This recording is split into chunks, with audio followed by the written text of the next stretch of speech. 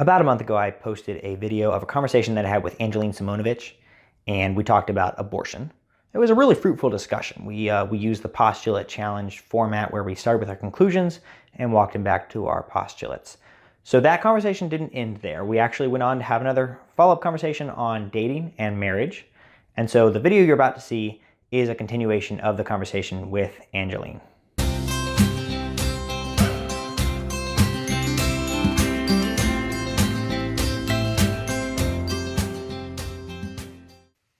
So what is another one? Oh, let's see. If you don't have any in mind, I can start suggesting some. I've got, there's all kinds of political or at least emotional topics that we can go into. Okay. Or just other conclusions about life. Yeah. So I have two others, but I'll touch on this one because this one is a little bit more fun and a little more lighthearted than what we just talked about. But the assumption that dating needs to always lead to marriage. And I know this could, but my conclusion is that dating is not always something that should result in marriage. Okay. And I see that as just, again, based on personal experiences too. Depending on when you start dating, you really don't know who you are as a person at a certain age, right? You're still growing and developing. And dating, in my experience, has been figuring out what it is, what kind of person it is I'm compatible with. What qualities do I seek in another person? What qualities do I want to avoid in my person? And that all helps to shape what I'm going to be paying attention to when I end up dating somebody and I'm ready for marriage, to see where that can lead. I haven't thought this through that much, but it's just an idea that I had written down in terms of where I think I could differ from a lot of people in my thinking of this. So the conclusion is that dating is as much an exploratory process about yourself and does not necessarily need to lead to marriage to be justifiable. Is that right? You said it a lot better than I did. Yeah, that's exactly it, right there. It's my job as the host. So yeah, exactly okay, so let's work with that. So let's walk it back. So you started, I guess, you didn't really go into why. So if I asked you why, would you have an answer, or is that? Yeah, I mean, I don't know if I can state it eloquently, but I can give you my stream of consciousness. Give me some more context. Yeah. Okay. Yeah. So why is, I think for the most part, so depending on when you first start dating somebody, let's say you are 21 years old and you start dating someone for the first time. I don't think it does you any justice to think, all right, this is the person, let's say you really like this person and you end up falling in love with them. But for you to look at it as the end goal here is marriage, I think you really block out the exploratory phase of what it is you're looking for, what kind of relationship you want and is good for you, and also what qualities you're seeking in a significant other. I also think heartbreak is a necessary thing. And I know a lot of people don't think that, but I think a lot of people are stunted by the fear of rejection or heartbreak, and therefore they do not date or let themselves be vulnerable in relationships. And I think vulnerability in relationships really teaches you a lot about yourself and what you need or what you want in a significant other. So I view dating as like you said, I like the exploratory word. So as an exploratory activity for yourself until you actually figure out, you know what, I'm confident that this is the type of person that I will jive well with from. And maybe that'll, prevent the numerous divorces that happen left and right.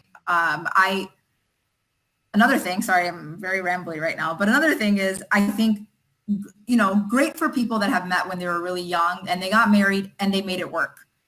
I just feel that most of the time people grow apart. You change a lot in your 20s, even in your early 30s. I'm still changing. That it's very difficult to find somebody when you're really young and you end up getting married and you end up trying to build this life with somebody that is completely different than who they were when you met them. And you're also different than who you were when you met them. So I don't know. I feel like the more you date, the more you can understand what qualities you're looking for in somebody that would correlate well with who you are as a person. That was a long. Okay. No, it's good. Yeah. So I am going to, again, the emphasis here is going to try to get to a deeper level, but I'm going to start by trying to, I guess, ask a few more questions. So, so when I hear that, I guess the first question that comes to my mind is, so I agree that when you're dating someone, obviously there doesn't need to be this pressure of, we better get married. Like that certainly is not this. Like I wouldn't advocate for like a courtship model where you meet someone with the assumption that you're going to get married, or like before you even really get to know them. Like that just that seems forced and unnatural to me. I know some people have had success with that, so I certainly don't think that dating has to lead to marriage. But I would certainly say that dating should always be with the intent of you might be the one. You know, there's at least that like I would think that it is unfair to the person that you're dating to go into a relationship you knowing full well that there's no way that you're going to marry this person. Does that make sense? 100%. 100%. And that is definitely not a stance that I have anytime I go into a relationship and saying, I know for a fact that this person's not. But yes, that I'm agreeing with you, and I'm going to continue. I'll let you continue. Yes. Okay. So yeah, I'm just trying to make sure that we need to know the conclusions first before we continue on. Yes. So I guess, so what is your stance on recreational dating? You know, dating for the sake of dating, because I guess, you know, my view is that dating should always be at least moving you in the direction of marriage. Like that's the end goal. I wouldn't want to date someone simply for the sake of dating. So, and it sounds like, I guess, even if you're not ruling marriage out, you would see there being other parts of dating that are worthwhile, even with marriage not being a serious consideration. Is that right? Yes, 100%. Okay. I feel like I never consciously thought about marriage being off the table or on the table, whatever, when I come into a new relationship. But I don't doubt that every relationship that I've had, I've made a connection with another human being, and they've taught me so much about myself. I got to know, and I loved in some cases. And I think there's a lot of benefits to being in relationships. Like I yearn for connections, so I'm always looking to have a connection with somebody. But I feel like it could also just be seen as it was this beautiful 5 months, a year, 2 years that are a lot. They've left an imprint on my life, and I'm moving on because I don't see this as being something that I want to, you know, have last forever, which means ending up in marriage.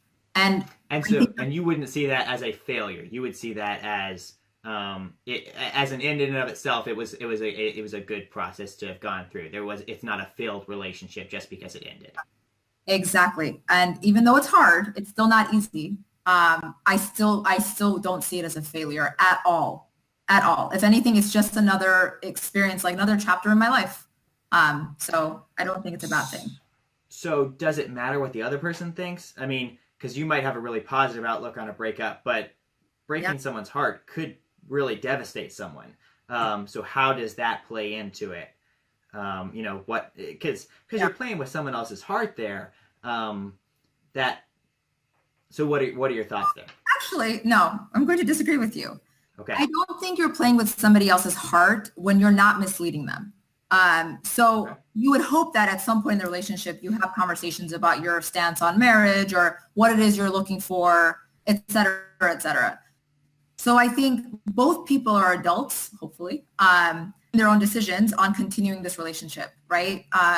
So let's say, as an example, I broke somebody's heart. They knew who I was, and they knew my stance on a lot of things, including marriage, including where I thought I was in life, you know, versus somebody that's ready for marriage, and I wasn't. Right. And they chose to still stay with me. Right. And I did the same with them. So if I'm being honest, I don't see it as misleading or playing with their heart at all. I know people that have done that with me, and that's also not fun. But I think as long as you're as transparent and honest as possible, and you just take the experience for what it is, and if it leads to marriage at some point, great. And if it doesn't, great. Then I think you haven't done anybody, wrong. So right. So I think that, and we would actually agree there, in almost pretty much all of what you just said, if not all of it. The idea that honesty is extremely important, and that's really what would make the relationship end well or end poorly, because all dating relationships have to end. They all end in either marriage or they end in a breakup. Right. Unless you really are into just perpetual, recreational dating. But at that point, I would say you might as well get married. But basically, well, I guess they still have to end because someone's going to die. So all dating relationships must end. Yes. And in order for them to end well and have been a good experience for both people, honesty is essential. So again, in keeping with this theme of we're trying to get to your conclusions, I don't know that there's another level that we could go to. I mean, I could keep asking why, but I don't know that we're going to get any different. I think that we're here, and I think that we found the part where we disagree on. And here's where I would disagree is the I think because I'm coming from a Christian perspective, and because one of my principles from the Bible is this idea that well, specifically referring to like sex and things like that, where those are reserved for marriage, and that there's kind of this sanctity of marriage, and that's a special union, and so that any passion and a lot of those things that are acceptable in a dating relationship in most places in a Christian worldview, those things should be reserved specifically for marriage. And so I think that kind of starts to that feeds into my conclusions on the subject, because those are things that a lot of people could see that passion and the enjoyment and all that from a dating relationship and be totally fine, but in the Christian life, it's really hard to keep those out for an extended period of time. So like dating is to get to marriage, because marriage is when that union, I guess, is appropriate. And so I think just dating for the sake of dating conflicts, I think, with some of those basic assumptions. But on the topic of like honesty and security, I think is something that we probably agree on. This idea of someone else feeling secure in the relationship, like it's thinking finding security in the dating relationship as if it's going to go on, as if it couldn't end at any moment. I think that's not a good thing to have in a relationship, because, like I said, all dating relationships must end. They must end in either marriage or a breakup, and so that needs to be very clear. That this relationship could end at any point. I could walk out at any point. You need to know that. If I was in a relationship, I would want to make that very clear, because that's the only way to be honest.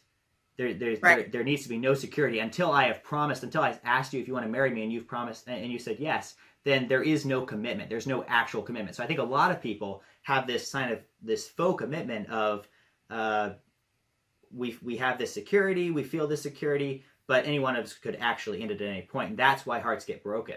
And so for me, it's like that step of security should never happen until there is an actual commitment, until you've said either I do or yes to the proposal question. There's no actual commitment there. And so any commitment up to that point is fake. It's not legitimate, and that's what leads to heartbreak. And so I think we probably disagree on like the whole the more passion sex side of things, but on the commitment side of things, it sounds like we're in line there. I agree. The one challenge I have to that is we also are assuming that marriage is as what is the word? Sanctity. What is the word? I don't know.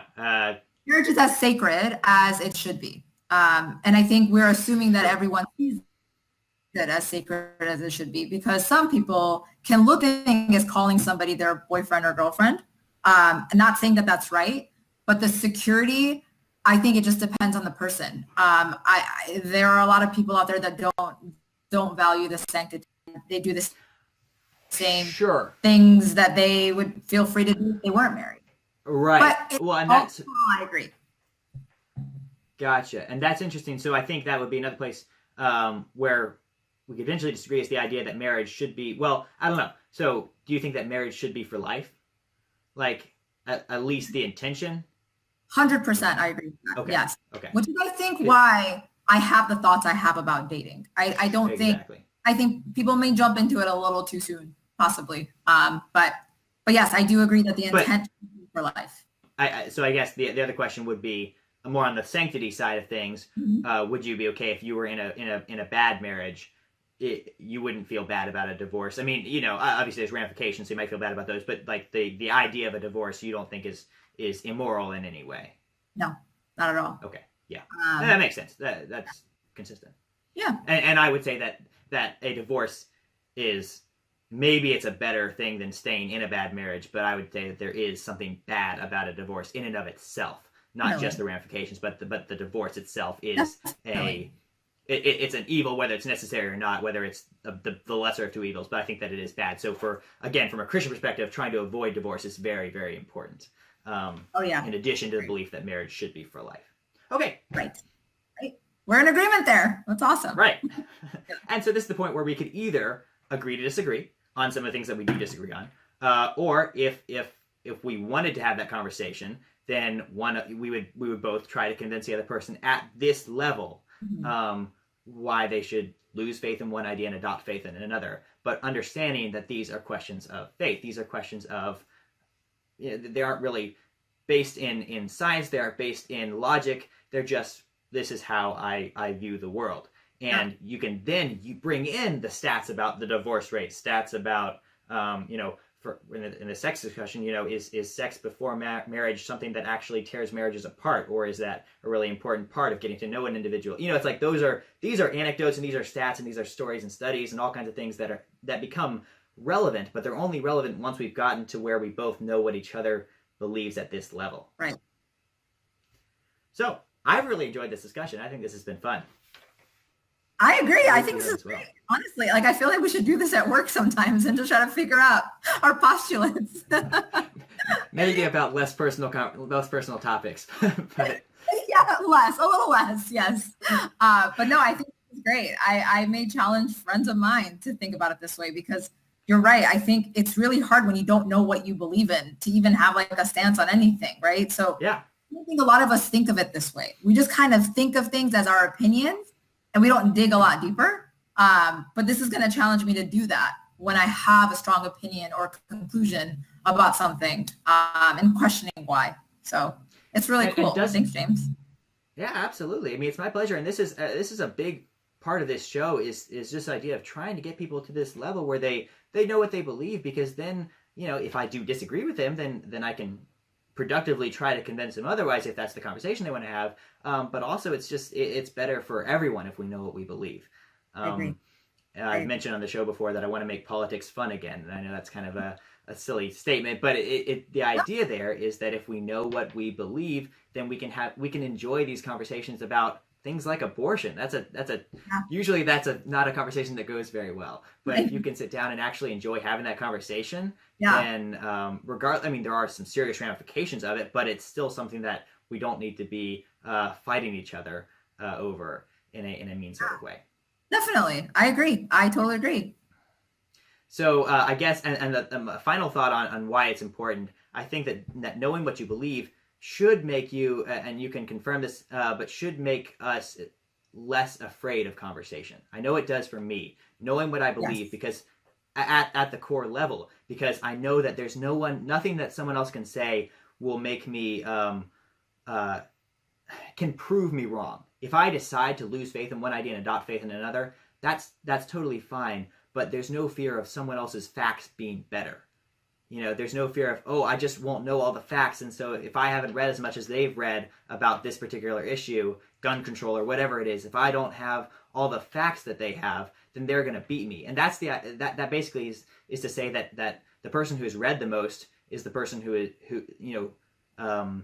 knowledge determines truth. You know, the most knowledge of facts determines what's true, and that's not true.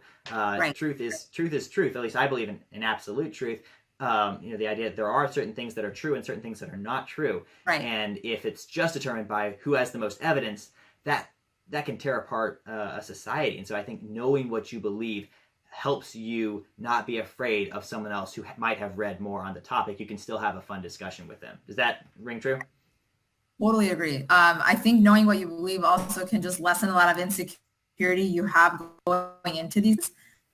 And you're right. It just makes it more fun because you put thought behind why you say certain things. And I know for myself, if I just had someone just brought up the idea of an abortion or abortions and if they're right or not, if I hadn't had time to think about why I believed a certain way, it would have been really hard for me to have that conversation without feeling insecure and like I need to be defending myself. But I think when you just are able to have a very objective conversation when you know what your stance is and why you believe that is your stance. Yeah, I agree 100%. This is really cool. I'm like really enlightened by this. It's awesome. I need to think about it that way more. So great. Well, I'm glad this has been productive, and I certainly have enjoyed it. And if you do want to use this kind of formula for other people, feel free to share that video, the Postulate Challenge video, because that's one that I think is really important. Just that kind of establishing that epistemology, that idea of how we know what we know. Is really important, especially in today's society where issues are just so polarizing. You got a really divided country on a lot of very important issues, and people just aren't talking. So. Yeah, agree 100%. I definitely will share. Don't worry. I already sent it to one friend that loves debating things, so I sent it over to him to take a little look, and we'll see what happens. Awesome. Well, I'm glad to hear that. And if you'd like to come on the show, let him know the door is always open. I will let him know for sure. I'll let you know for sure. Thanks, James. Perfect. Thank you so much, Angeline, for coming on. I really enjoyed this conversation. Thanks, James. Have a good night.